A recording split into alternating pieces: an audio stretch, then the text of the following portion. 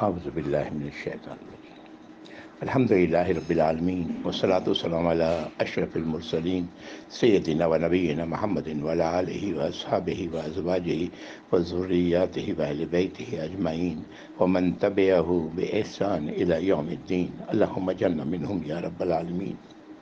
اعوذ باللہ من الشیطان الرجیم رب اشرح لی صدری ویسر لی امری واحلل عقدۃ من لسانی یفقہوا قولی آمین یا رب۔ السلام علیکم ورحمۃ اللہ وبرکاتہ۔ پچھلی نشست میں ہم لوگوں نے آیات 26 سے 66 66 سورۃ الحجر ہم لوگوں نے پڑھی تھی۔ آیت نمبر 26 سے لے کے آیت نمبر 44 تک غالباً مضمون وہ تھا جو آدم علیہ السلام اور ابلیس کے حوالے سے اس سے پہلے 2 بار ہم لوگ پڑھ چکے تھے، سورۃ البقرہ میں، سورۃ الاعراف میں۔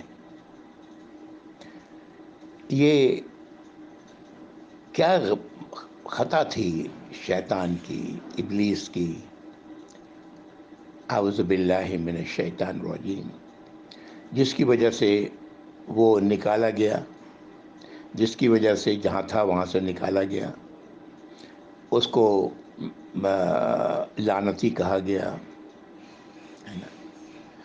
اور اس پر یہ کیا خطا تھی اس کی؟ اچھی طرح ہم لوگ سمجھ چکے ہیں کہ اس کی پہلی خطا تو یہ تھی کہ اس نے اپنے آپ کو برتر جانا، بہتر جانا آدم علیہ السلام سے، اور دوسری خطا اس کی یہ تھی کہ اس نے اللہ کے حکم کے باوجود سجدہ نہیں کیا۔ یہ 2 خطائیں تھیں۔ یہاں سے جو بات پتہ لگتی ہے وہ یہ ہے کہ پھر اللہ نے کہا کہ اس نے تکبر کیا، سورۃ البقرہ میں پڑھ چکے ہیں۔ ہاں، اس نے انکار کیا۔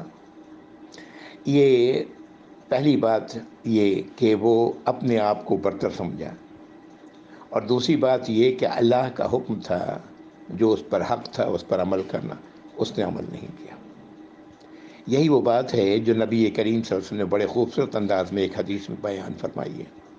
کسی نے سوال کیا، یا رسول اللہ صلی اللہ علیہ وسلم، مجھے اچھے کپڑے اور جوتیاں، اچھی جوتیاں پہننے کا شوق ہے، کیا یہ تکبر ہے؟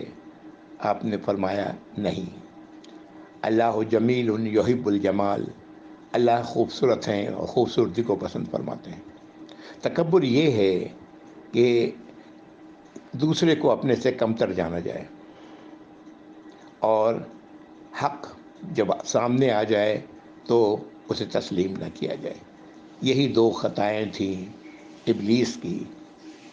اس سے اندازہ ہو سکتا ہے کہ اللہ تعالیٰ کی ناراضگی کا، اور ہم انسانوں کو، ہر اس شخص کو جو لا الہ الا اللہ محمد رسول اللہ کہنے والا ہے، اسے ان دونوں چیزوں سے اپنے آپ کو بچانے کی کوشش کرنی چاہیے۔ لیکن ہوتا کیا ہے، اپنے معاشرے میں دیکھ لیں ہر طرف گھوم کر کے۔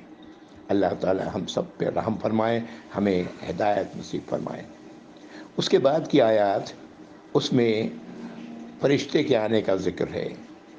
ابراہیم علیہ السلام کے پاس فرشتوں کا آنا، ان کو بشارت دینا اولاد کی۔ اس کے بعد ان فرشتوں نے وہ فرشتے آئے تھے عذاب لے کر لوط علیہ السلام کی قوم پر، اور پھر وہ لوط علیہ السلام کے پاس پہنچے، اور اس کے بعد کچھ واقعہ ہم لوگوں نے پڑھا، کچھ آج انشاءاللہ پڑھیں گے۔ آیت نمبر 67 سے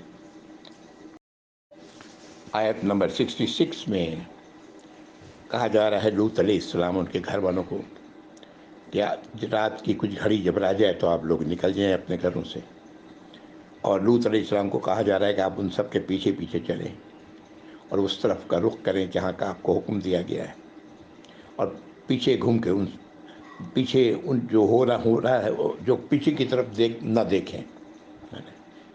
اور اللہ نے اپنا فیصلہ فرما دیا، اور اس قوم کی جڑیں کاٹ دی گئیں، یعنی اس قوم کی نسل میں سے کوئی بھی نہ بچا۔ یہ آیت نمبر 66 تھی۔ فرشتے جب یہ سب باتیں لوط علیہ السلام کو بتا رہے ہیں۔ تو کیا ہوتا ہے اب دیکھیں، آیت نمبر 67، فجاء اہل المدینہ تھی یستبشرون، تو آئے مدینہ اس شہر کے لوگ اور خوشیاں مناتے ہوئے، قال ان ہؤلاء ضیفی فلا تفتحون، تو لوط علیہ السلام فرماتے ہیں کہ یہ لوگ میرے مہمان ہیں، تو میری فضیحت نہ کرو، ہے نا، مجھے سب کے سامنے اس طرح خطا کار نہ بناؤ۔ واتقوا اللہ ولا تخزون، اور اللہ سے ڈرو، اللہ کی نافرمانی سے بچو، اور مجھے رسوا نہ کرو، میری آبرو ریزی نہ کرو۔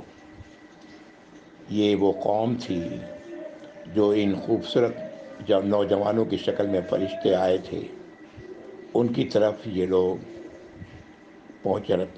آ رہے ہیں اور آئے ہیں، اور اس پر لوط علیہ السلام ان سے یہ کہہ رہے ہیں، گزارش کر رہے ہیں۔ آیت نمبر 70، قالوا اولم ننہک عن العالمین، ان لوگوں نے جواب دیا کہ کیا ہم نے آپ کو منع نہیں کیا ہے سب کے بارے میں اس طرح باتیں کرنے کے لیے، ہاں، جہان والوں کے لیے۔ قال ہؤلاء بناتی ان کنتم فاعلین، نوح علیہ السلام فرماتے ہیں کہ یہ ہیں میری بیٹیاں، اگر تم نے کچھ کرنا ہی ہے تو لعمرک انہم لفی سکرتہم یعمہون، اللہ تعالیٰ قسم کھا رہے ہیں کس کی؟ اے نبی صلی اللہ علیہ وسلم، بے شک وہ لوگ تو اپنے نشے میں بالکل اندھے ہو رہے تھے۔ یہ نشہ کس چیز کا تھا؟ Homo sexuality. ہاں، یہ خوبصورت نوجوانوں کو دیکھ کر ان کو اطلاع ملی اور یہ لوگ بھاگے بھاگے وہاں پہنچتے ہیں۔ کیا کیفیت تھی اس قوم کی اس معاملے میں، اس سے اندازہ لگایا جا سکتا ہے۔ قرآن میں اور کہیں بھی نہیں، یہی وہ مقام ہے جس میں اللہ رب العزت نے قسم کھائی ہے نبی کریم صلی اللہ علیہ وسلم کی۔ یہاں پر پھر وہی لفظ کا ہے، کا کہ لعمرک، البتہ آپ کے تمہارے عمر کی قسم، ہاں، تو ظاہر اولین مخاطب تو اللہ کے نبی صلی اللہ علیہ وسلم تھے۔ اللہ نے قرآن میں کہیں بھی کسی نبی یا رسول کی قسم نہیں کھائی ہے۔ اگلی آیت، فَأَخَذَتْهُمُ الصَّيْحَةُ مُشْرِقِينَ، اس درمیان میں کیا ہوا یہاں پر بات نہیں ہے، وہ اس کے بارے میں کوئی آیات نہیں۔ دوسرے مقام پر اس کے بارے میں آیات، درمیان کی آیات کہ کیا ہوا ان لوگوں کے ساتھ، اس کا ذکر ہے۔ اب یہاں آتا ہے کہ عذاب کی بات، فَأَخَذَتْهُمُ الصَّيْحَةُ مُشْرِقِينَ، تو ان کو ایک چیخ نے سورج کے نکلتے وقت پکڑا، کن کو؟ اس آبادی کے رہنے والوں کو۔ فَجَعَلْنَا عَلَيْهَا سَافِلَهَا وَأَمْطَرْنَا عَلَيْهِمْ حِجَارَةً مِّن سِجِّيلٍ، اور اللہ تعالیٰ فرما رہے ہیں کہ ہم نے اوپر کے حصے کو نیچے کر دیا اور ان پر برسائی ہم نے بارش پتھروں کی جو کنکریوں سے بنے ہوئے تھے۔ إِنَّ فِي ذَلِكَ لَآيَاتٍ لِّلْمُتَوَسِّمِينَ، اللہ تعالیٰ فرما رہے ہیں کہ بے شک اس میں نشانیاں ہیں ان لوگوں کے لیے جو صاحب فراست ہیں، عقل رکھتے ہیں، سوچ سمجھ رکھتے ہیں۔ وَإِنَّهَا لَبِسَبِيلٍ مُقِيمٍ، اور بے شک یہ آبادی جو راستہ ہے اسی پر قائم ہے، یعنی وہ راستہ جو عرب اپنے تجارتی قافلے کے ساتھ جایا کرتے تھے، اسی راستے پر یہ آبادی تھی۔ آیت نمبر 77، إِنَّ فِي ذَلِكَ لَآيَاتٍ لِلْمُؤْمِنِينَ، بے شک اس میں نشانیاں ہیں ان لوگوں کے لیے جو ایمان والے ہیں، ان کے لیے نشانیاں ہیں۔ ظاہر ہے عبرت تو وہی حاصل کرتے ہیں اور نصیحتیں وہی قبول کرتے ہیں جو ایمان والے ہیں۔ آیت نمبر 77 پر لوط علیہ السلام کا واقعہ ختم ہوا۔ پوری بستی کو اوپر کا نیچے اور نیچے کا اوپر کر دیا گیا، ان پر بارش برسائی گئی پتھروں کی۔ یہ انجام ہوا ان لوگوں کا جو ہومو سیکشولیٹی میں ملوث تھے۔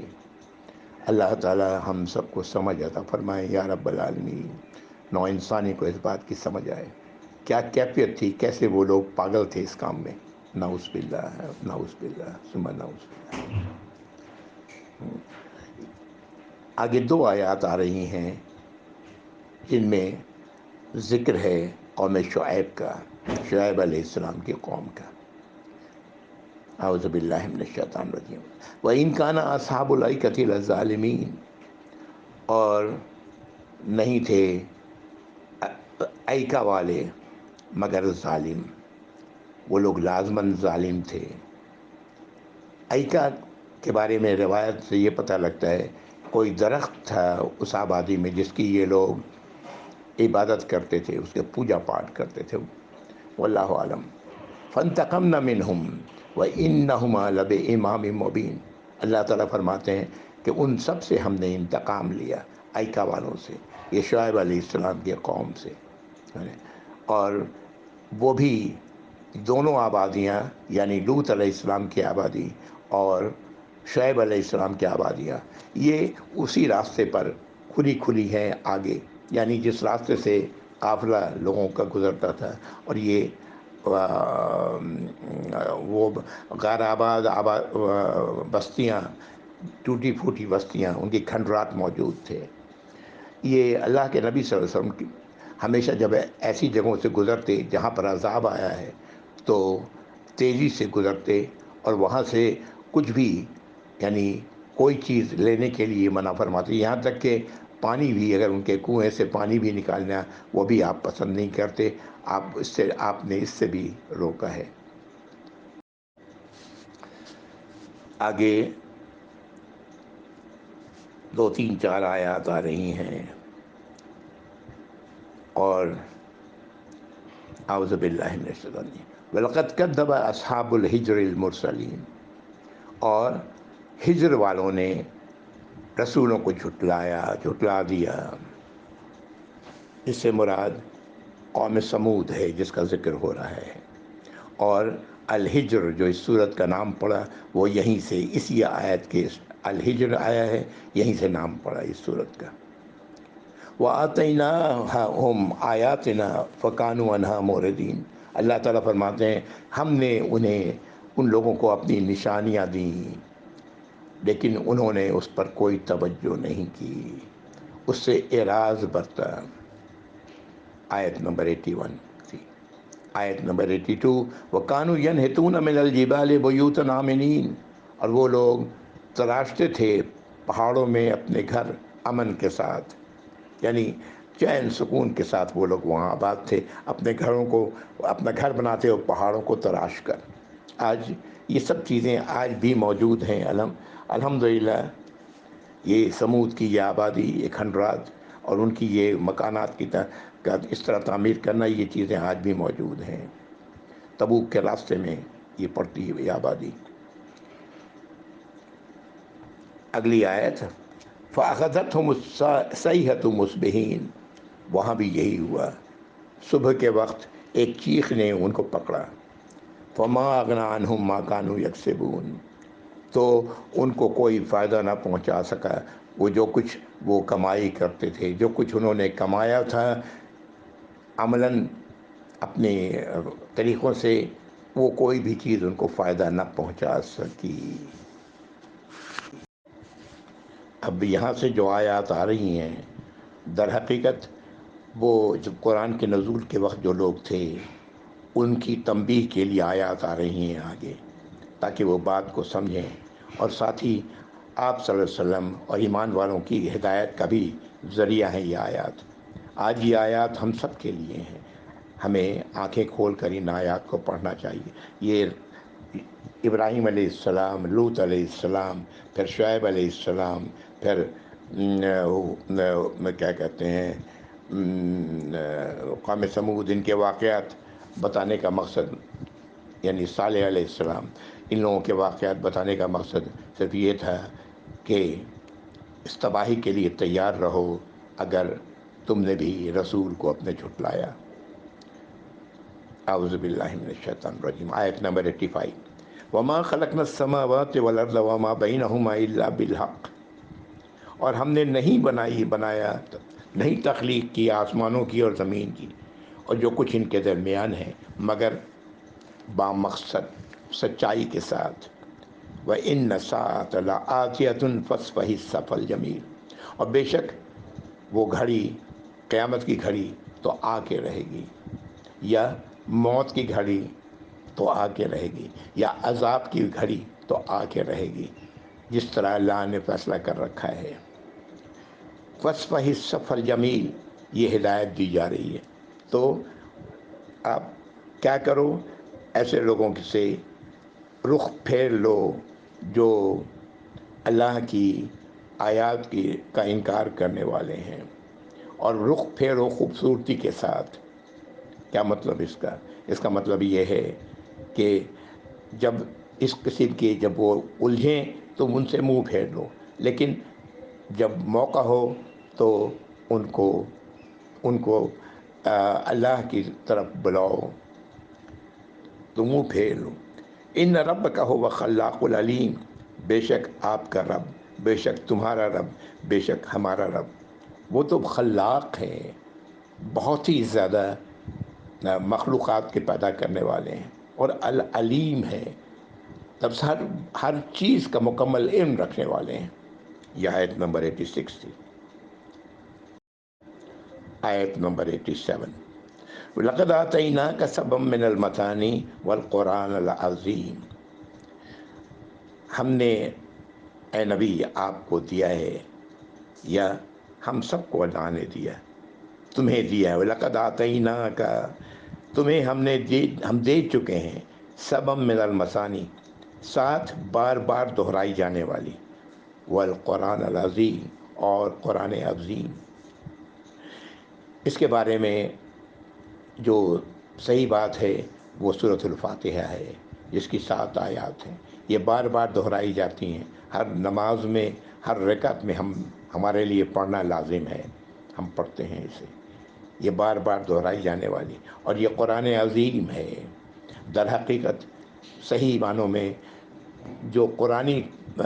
جو مقصد ہے قرآن کا کہ نزول کا، وہ یہیں سے، اسی لیے سورۃ الفاتحہ اسے کہا جاتا ہے کہ قرآن شروع ہو رہا ہے یہاں سے، اور اس کے جواب میں اللہ تعالیٰ نے پورا قرآن نازل فرمایا ہے۔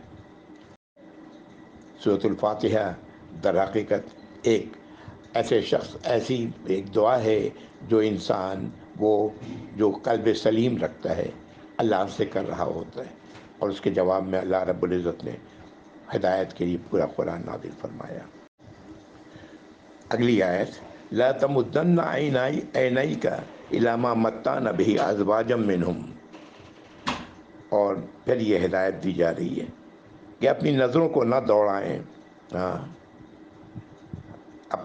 تم اپنی نظروں کو مت دوڑاؤ اس کی طرف جو ہم نے ان دنیا کی زندگی میں انہیں طرح طرح کی چیزیں دی ہیں ان لوگوں کو، ولا تحزن علیہم، اور نہ ان کے بارے میں غمزدہ ہوں کہ یہ کیوں ہدایت قبول نہیں کر رہے ہیں۔ بات کا پہنچانا یہی ذمہ داری تھی انبیاء اور رسولوں کی۔ آگے کا معاملہ اس کا تھا جو بات جس تک پہنچائی گئی وہ عمل کرتا ہے، ان کو تسلیم کرتا ہے یا نہیں کرتا، تو اس پر غم کرنے کی ضرورت نہیں۔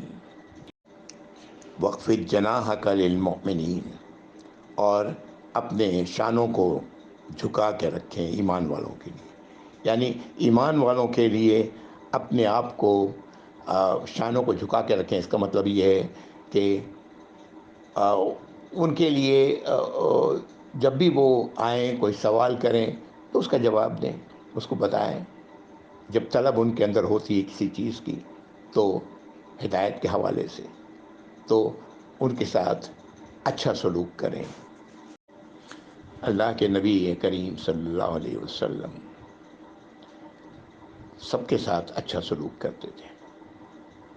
آپ کے چہرے پر مسکراہٹ ہوتی، سب کو اس مسکراہٹ کے ساتھ آپ استقبال اس کا کیا کرتے، چاہے وہ یہودی ہوتا یا منافقین میں سے ہوتا۔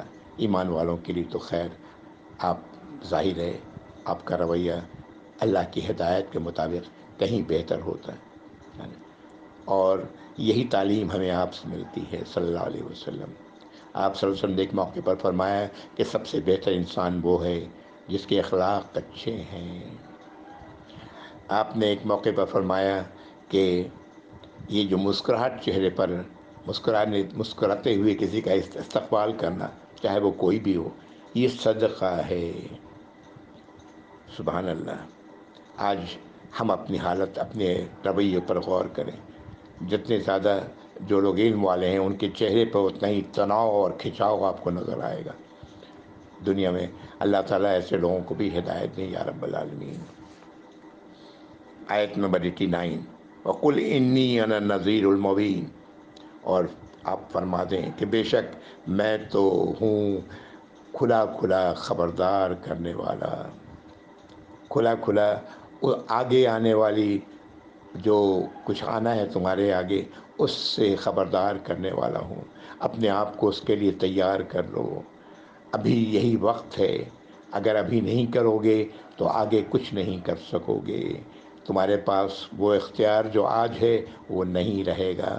موت کے ساتھ یہی اختیار ہی تو ہے جو انسان کے جسم سے نکل جاتا ہے، وہ اختیار ختم ہو جاتا ہے، وہ اختیار اللہ تعالیٰ واپس لے لیتے ہیں۔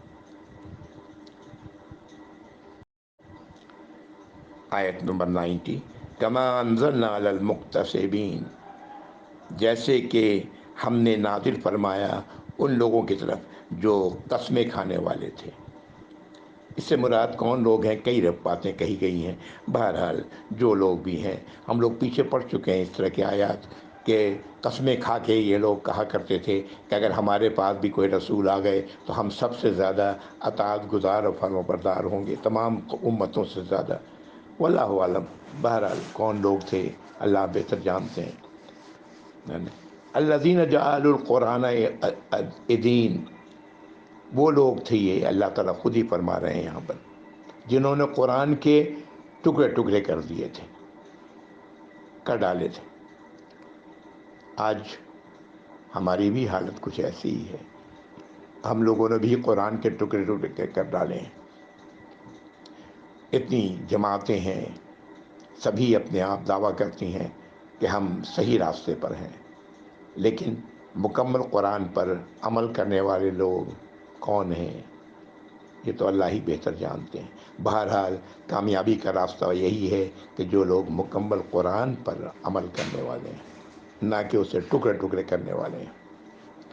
اگلی آیت، فَوَرَبِّكَ لَنَسْأَلَنَّهُمْ أَجْمَعِينَ، یہ ہے وہ دھمکی جو دی جا رہی ہے کہ تو آپ کے رب کی قسم، تمہارے رب کی قسم، ہم لازماً پوچھ کے رہیں گے سب سے کہ انہوں نے کیا کیا تھا۔ ہاں، وہ بھی جو قرآن کے ٹکڑے کرنے والے ہیں اور وہ بھی جو قرآن پر عمل کرنے والے ہیں۔ اما کانوا یعملون، کہ وہ کیا عمل کرتے رہے، کس چیز پر عمل کرتے رہے۔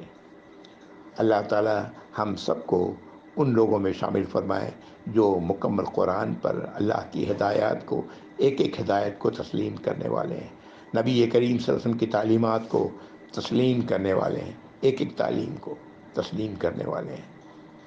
جہاں غلطی ہو جائے تو اللہ سے مغفرت طلب کرنے والے ہیں۔ ایسے لوگوں میں اللہ رب العزت ہم لوگوں کو شامل فرمائے۔ یہ آیت نمبر 93 تھی۔ فَاصْدَعْ بِمَا تُؤْمَرُ وَأَعْرِضْ عَنِ الْمُشْرِكِينَ، آیت نمبر 94۔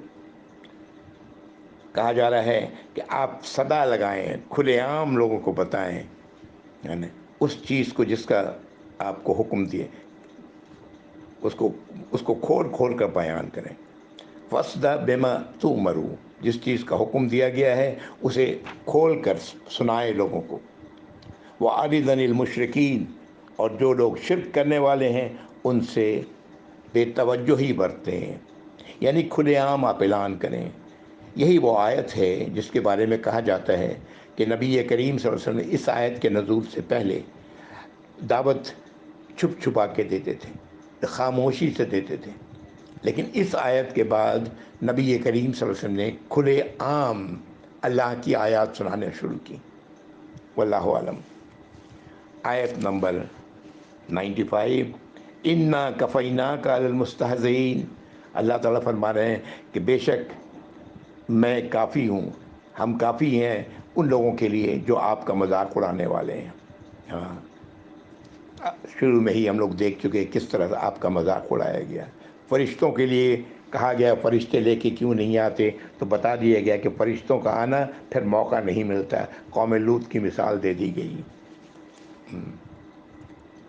الذین یجعلون مع اللہ الہا آخر، وہ لوگ جو مذاق اڑا رہے ہیں ان کے بارے میں اللہ تعالیٰ، یہ وہ لوگ ہیں جو اللہ کے سوا دوسرے الہ بنا کے بیٹھے ہوئے ہیں، اللہ کے ساتھ ساتھ دوسرے الہ بھی بنائے ہوئے ہیں۔ اللہ کو تو مانتے ہیں بحیثیت الہ، یجعلون مع اللہ الہا آخر، اللہ کے ساتھ اللہ کو الہ ماننے کے باوجود دوسرے الہ بنائے ہوئے ہیں۔ فسوف یعلمون، تو وہ لوگ جان لیں گے اپنی اس حرکت کا نتیجہ، ان کو معلوم ہو جائے گا۔ وَلَقَدْ نَعْلَمُ أَنَّكَ يَضِيقُ صَدْرُكَ بِمَا يَقُولُونَ، اللہ تعالیٰ فرماتے ہیں ہم تو خوب جانتے ہیں، جان چکے ہیں کہ بے شک آپ کا سینہ بھینچتا ہے، آپ اندر سے تنگی محسوس کرتے ہیں اس بات پر جو لوگ یہ آپ کو کہتے ہیں، یہ تو ہم جانتے ہیں کیا ہوگا۔ ظاہر ہے کیا کیفیت ہوگی نبی کریم صلی اللہ علیہ وسلم کی جب اس طرح کی باتیں آپ کے بارے میں لوگ کرتے ہوں گے۔ تو یہ ہدایت دی جا رہی ہے، یہ ہدایت ہم سب کے لیے ہے۔ فسبح بحمد ربک، تو تسبیح کریں اپنے حمد کے رب، اپنے رب کی حمد کے ساتھ۔ وقم من الساجدین، اور ہو جائیں سجدہ کرنے والوں کے ساتھ۔ نماز اس کا حل ہے، اس کا حل اللہ کے راستے میں اپنی جد و جہد کو قائم رکھنا ہے۔ تسبیح کے معنی صرف تسبیح پڑھنا نہیں ہوتا، بلکہ اس کے معنی یہ ہوتا ہے کہ اللہ کے حکم پر اپنی بھاگ دوڑ کو جاری رکھیں، اللہ کا شکر ادا کرتے ہوئے، اپنے رب کا شکر ادا کرتے ہوئے۔ اور قم من الساجدین، اور سجدہ کرنے والوں کے ساتھ سجدہ کریں، باجماعت نماز کی طرف اشارہ ہے۔ وَاعْبُدْ رَبَّكَ حَتَّىٰ يَأْتِيَكَ الْيَقِينُ، اور اپنے رب کی ہی اطاعت و فرما برداری کریں یہاں تک کہ یقین آ جائے۔ یقین آ جائے یعنی یہاں تک کہ موت کا وقت آ جائے، اپنی آخری لمحے تک ایسا ہی کرنا ہے۔ اور نبی کریم صلی اللہ علیہ وسلم نے اپنے آخری لمحے تک، زندگی کے آخری لمحے تک یہی کچھ کیا ہے، اور یہی کچھ وہ راستہ ہے جو ایمان والوں کا ہے، جو اس پر چلنے والے ہیں۔ آیت نمبر 99 سورت مکمل ہوئی، سورۃ الحجر۔ انشاءاللہ اگلی بار ہم لوگ سورۃ النحل پڑھیں گے۔ بہرحال یہ صورت، اس کی آیات پر غور کرنے کی ضرورت ہے، بہت غور کرنے کی ضرورت ہے، سمجھنے کی ضرورت ہے، اور اس کے مطابق عمل کرنے کی ضرورت ہے۔ وآخر دعوانا الحمد للہ رب العالمین، وصلی اللہ علی محمد وعلی آلہ واصحابہ وازواجہ وذریاتہ واہل بیتہ اجمعین ومن تبعہ بإحسان الی یوم الدین، اللہم اجعلنا منہم یا رب العالمین۔